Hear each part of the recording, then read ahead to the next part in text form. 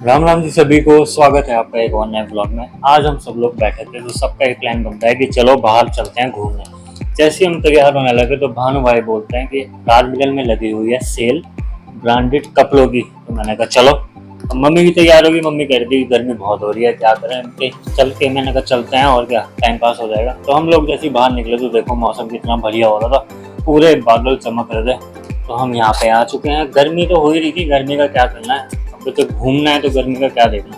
तो हम लोग निकल चुके।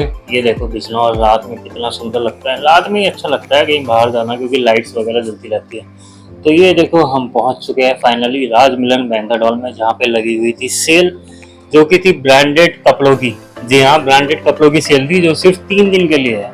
तो बिजनौर में मेरे सब्सक्राइबर्स जो देख रहे हैं वो आ सकते हैं, क्योंकि 3 दिन के लिए सेल है। तो चलो मैं दिखाता हूँ आपको। एक पूरा हॉल जो है कपड़ों से भरा हुआ है। तो मैं धीरे धीरे करके आपको दिखाऊंगा कि यहाँ पे क्या क्या है।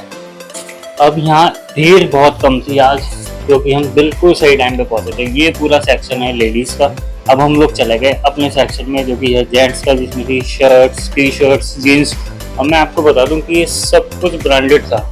अभी अभी आपको यकीन नहीं होगा, लेकिन मैं अभी आपको दिखाऊंगा कि यहाँ आके मेरा दिमाग घूम गया था कि ये लोअर्स और जितनी कार्गोस पैंट है ये सब HRX की है।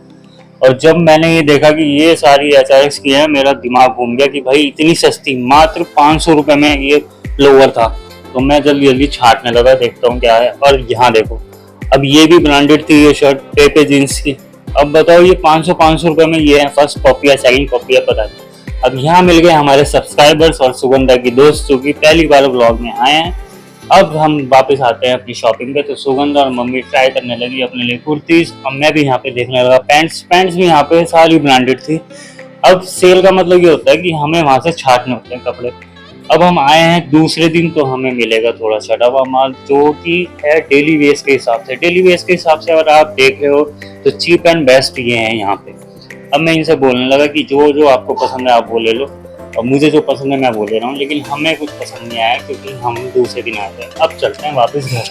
आउटिंग हमारी हो गई। अब हम यहाँ पे बात कर रहे थे कि हम यहाँ आए और हमें कुछ पसंद नहीं आया। तो मैं इन सबसे बोलता हूँ कि कोई नहीं, अगली बार आएंगे। अब हम वापस जाने लगे घर। तो ये देखो हमारा रेलवे स्टेशन बिजनौर का, जो कि इतना सुंदर लगता है रात में, लेकिन ट्रेन इस पे आएगी 2 ही।